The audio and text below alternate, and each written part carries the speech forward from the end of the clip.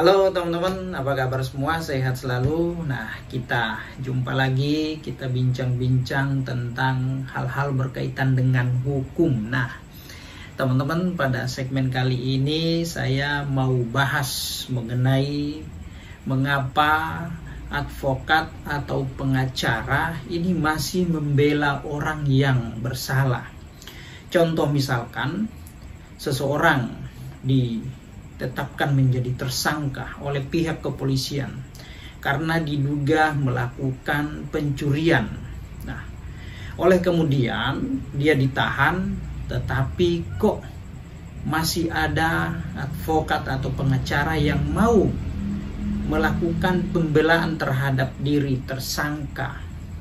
Padahal dia kan bersalah, sudah ditahan, ditangkap oleh pihak kepolisian. Nah, maka dari itu teman-teman, saya mau menjelaskan terkait hal tersebut ya. Kenapa kemudian pengacara atau advokat membela orang yang bersalah. Nah, oke, baik teman-teman ya. Nah, jadi ini saya baca, saya akan menjelaskan referensi dari hukum online ya teman-teman ya. Alasan hukum mengapa advokat masih membela orang yang salah. Nah, jadi perlu diketahui bahwa tersangka atau terdakwa itu mempunyai hak untuk didampingi oleh penasehat hukum atau advokat pada setiap tingkat pemeriksaan ya, sebagaimana diatur di dalam pasal 54 dan pasal 55 Kitab Undang-Undang Hukum Acara Pidana. Nah, ini yang namanya hukum acara pidana teman-teman ya, KUHP dan KUHAP ya. Ini kitabnya para penegak hukum ya, baik itu jaksa, hakim, polisi maupun pengacara. Nah, ingat, pengacara juga masuk sebagai penegak hukum ya, penegak hukum. Jadi kitabnya ini. Nah, oke, baik, kita lanjut pada topik pembahasan. Perlu dipahami bahwa dalam hukum acara pidana dikenal dengan asas praduga tak bersalah, yaitu setiap orang yang disangka, ditangkap, ditahan, dituntut atau dihadapkan di depan pengadilan wajib dianggap tidak bersalah sebelum ada putusan dari pengadilan. Nah, yang menyatakan bahwa kesalahannya dan telah memperoleh kekuatan hukum tetap. Nah, itu teman-teman ya. Azas praduga tak bersalah. Tidak seorang pun dapat dinyatakan bersalah sebelum ada putusan pengadilan, walaupun dia ditangkap, ditahan oleh pihak kepolisian karena diduga melakukan pencurian misalkan. Ya. Jadi dalam azas praduga tak bersalah, dia belum bisa dinyatakan sebagai orang yang bersalah. Baru diduga melakukan perbuatan tindak pidana pencurian ya, karena belum ada putusan pengadilan. Nah, kalau sudah ada putusan pengadilan, maka ya itu sudah bisa disebut sebagai orang yang bersalah. Tapi kalau belum ada putusan pengadilan, maka ada yang namanya azas praduga tak bersalah, tidak dapat disebut sebagai orang yang bersalah sebelum ada putusan pengadilan. Nah, itu teman-teman ya. Nah, kita lanjut bahwa jadi maksud dari advokat membela tersangka atau terdakwa yang telah nyata-nyata bersalah adalah bukan semata-mata agar kliennya dibebaskan dari semua tuntutan, tetapi advokat menjadi penasehat atau pendamping tersangka maupun terdakwa di muka pengadilan dan melindungi hak-hak yang dimiliki tersangka ataupun terdakwa agar tidak dilanggar. Nah, itu teman-teman ya. Jadi advokat atau pengacara, penasehat hukum ya tidak semata-mata mendampingi, melakukan pembelaan terhadap diri seorang tersangka ataupun terdakwa, tetapi di sana ada hak hukum daripada tersangka atau terdakwa agar tidak dilanggar. Nah, itu semata-mata teman-teman ya, bukan karena ingin membebaskan ya atau melepaskan dari semua tuntutan, tidak, tetapi advokat atau pengacara, penasehat hukum ya melindungi hak-hak daripada tersangka ataupun terdakwa agar hak hukumnya tidak dilanggar. Nah, kira-kira seperti itu teman-teman ya. Nah, jadi ya tersangka ataupun terdakwa itu punya hak untuk didampingi oleh advokat, pengacara ataupun penasehat hukum ya.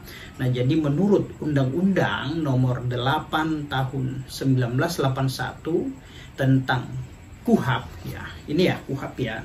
Kitab Undang-Undang Hukum Acara Pidana ya, tersangka dan terdakwa ini didefinisikan. Nah, definisinya pertama, tersangka ya. Tersangka adalah seorang yang karena perbuatannya atau keadaannya berdasarkan bukti permulaan patut diduga sebagai pelaku tindak pidana. Nah, lalu kemudian yang kedua, terdakwa. Terdakwa adalah seorang tersangka yang dituntut, diperiksa dan diadili di sidang pengadilan. Nah, kalau tersangka dengan terdakwa itu ya orangnya sama, tapi ya tingkatannya berbeda ya.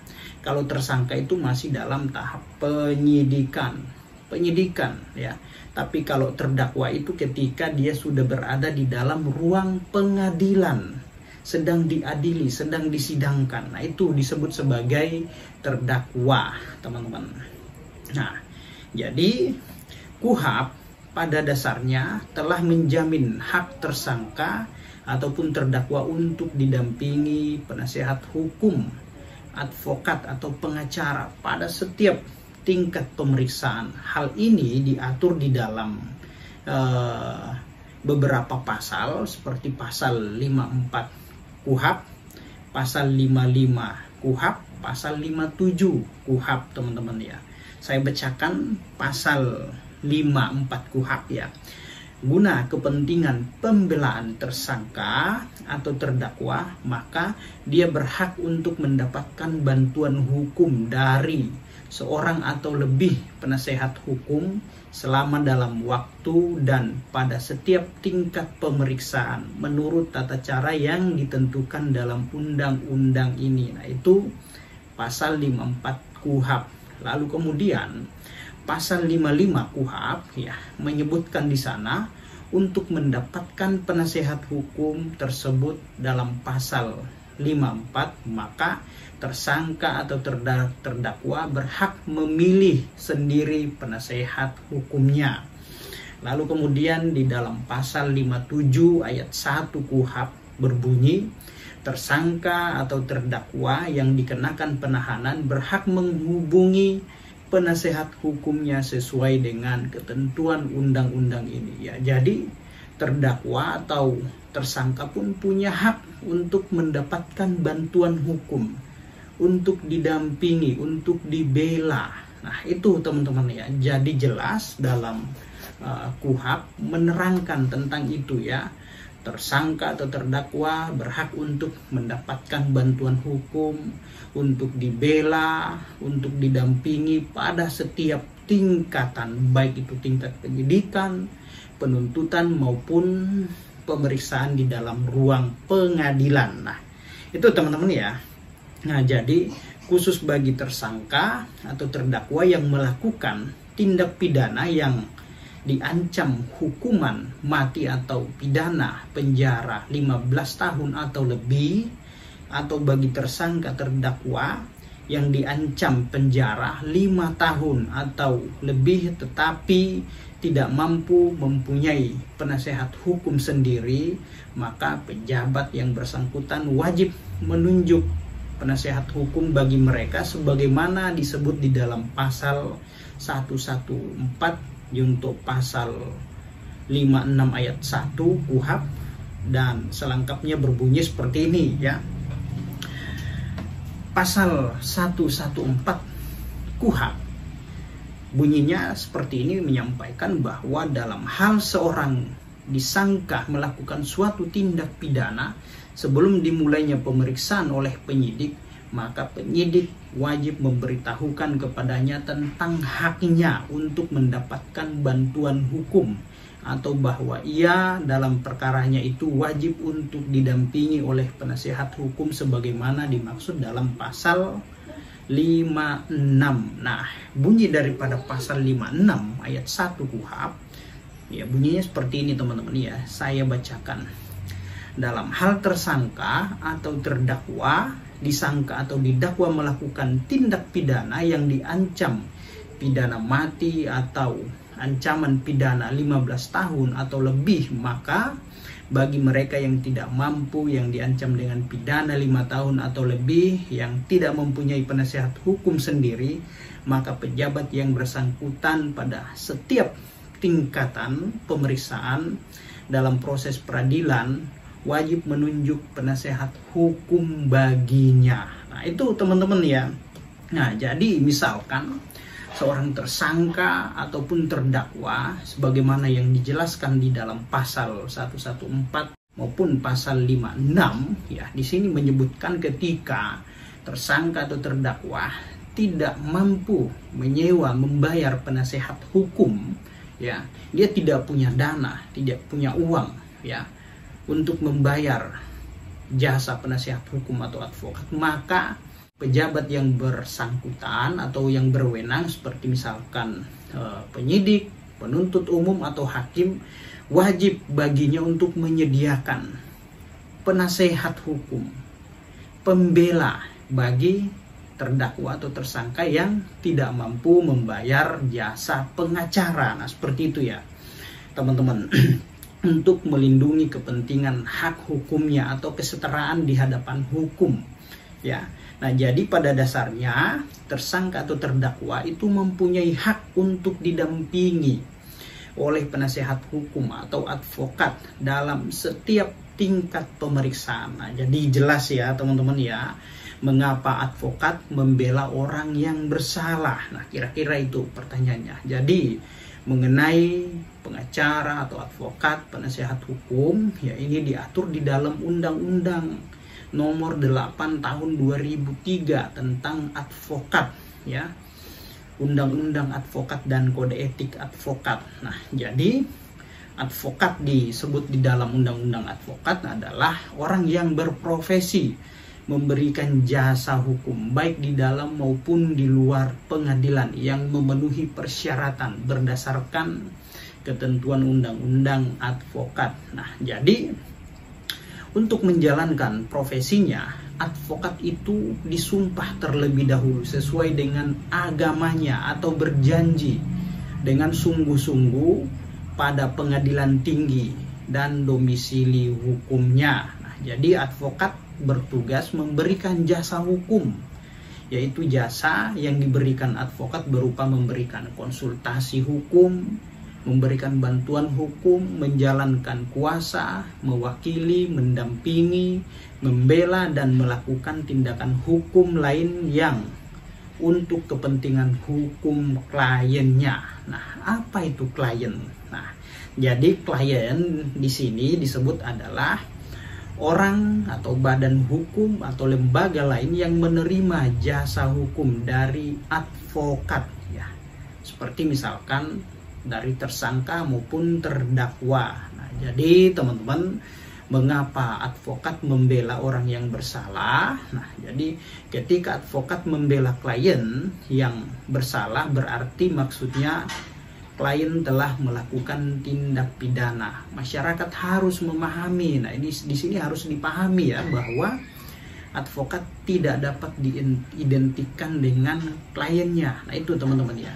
Advokat tidak bisa atau tidak dapat diidentikan dengan kliennya. Misalkan ya, kliennya ini adalah tersangka atau terdakwa tindak pidana korupsi ya, maka pasti gambaran masyarakat bahwa advokat juga itu merupakan koruptor. Nah, tidak seperti itu teman-teman ya.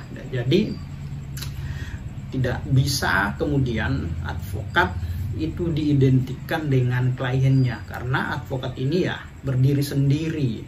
Dia hanya membela kepentingan hak-hak hukum kliennya. Nah, seperti itu ya. Nah, terus kemudian bolehkah advokat menolak membela kliennya. Nah, jadi advokat dalam menjalankan tugas profesinya dilarang membedakan perlakuan terhadap klien berdasarkan jenis kelamin, agama, politik, keturunan, ras, atau latar belakang sosial dan budaya ya. Nah, akan tetapi juga seorang advokat berhak untuk menolak memberikan pendampingan hukum kepada seorang klien dengan alasan tidak sesuai dengan keahliannya atau bertentangan dengan hati nuraninya, tetapi tidak dapat menolak dengan alasan karena perbedaan agama, kepercayaan, suku, ras, keturunan, kelamin, keyakinan, kedudukan sosial.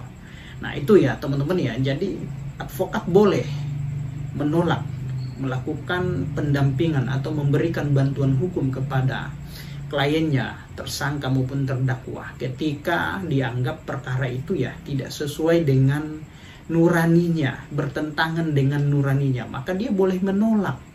Ya, misalkan contoh ya, dalam perkara kasus pelecehan seksual terhadap anak. Nah, seorang advokat ini memang tidak boleh menolak perkara dari kliennya. Tetapi apabila perkara tersebut bertentangan dengan nuraninya, maka dia boleh menolak.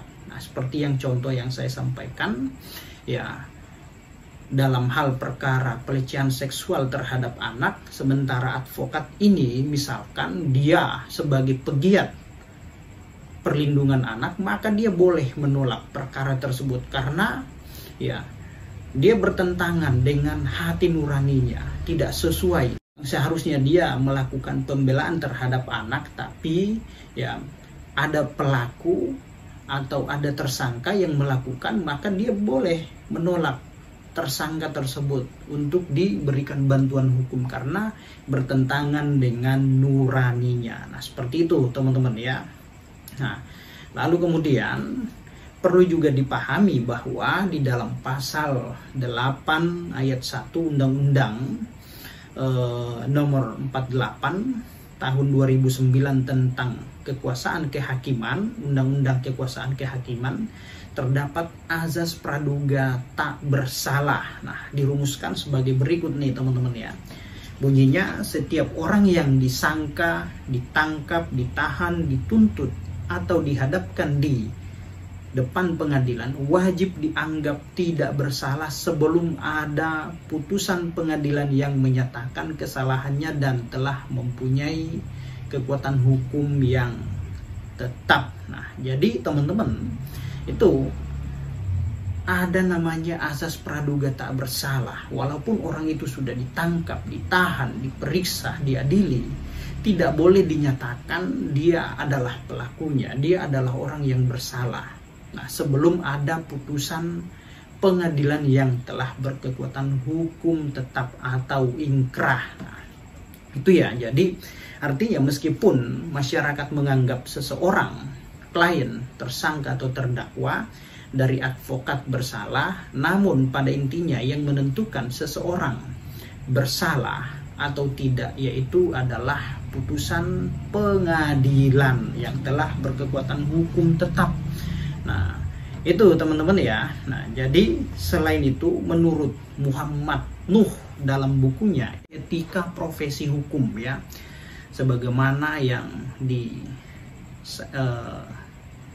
jelaskan, ketika membela seorang klien yang telah nyata-nyata bersalah, maksud advokat bukan semata-mata agar kliennya dibebaskan dari semua tuntutan, tetapi advokat menjadi penasehat atau pendamping tersangka atau terdakwa di muka pengadilan, ya, mendampingi maksudnya agar hak-hak yang dimiliki tersangka atau terdakwa tidak dilanggar, karena tidak jarang seseorang yang sudah menjadi tersangka atau terdakwa ini diperlakukan semena-mena oleh oknum yang tidak bertanggung jawab. Nah, maksud dari itu teman-teman ya.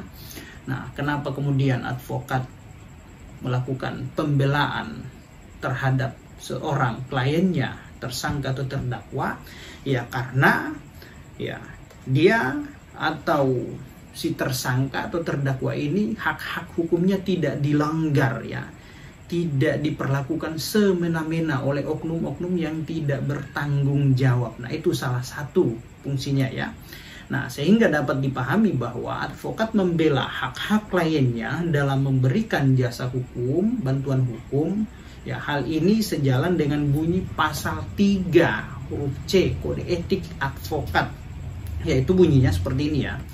Advokat dalam menjalankan profesinya adalah bebas dan mandiri serta tidak dipengaruhi oleh siapapun dan wajib memperjuangkan hak-hak asasi manusia dalam negara hukum Indonesia. Nah, jadi teman-teman, untuk menjawab pertanyaan tadi di atas bahwasanya kenapa kemudian advokat melakukan pembelaan terhadap orang yang diduga melakukan tindak pidana atau kesalahan, ya pada dasarnya tersangka atau terdakwa itu punya hak untuk didampingi oleh penasehat hukum atau advokat dalam setiap tingkat pemeriksaan. Nah, maksud dari advokat membela tersangka atau terdakwa adalah bukan semata-mata agar kliennya ini dibebaskan dari semua tuntutan ya, tetapi advokat menjadi penasehat atau pendamping tersangka atau terdakwa di muka pengadilan atau pada setiap tingkatan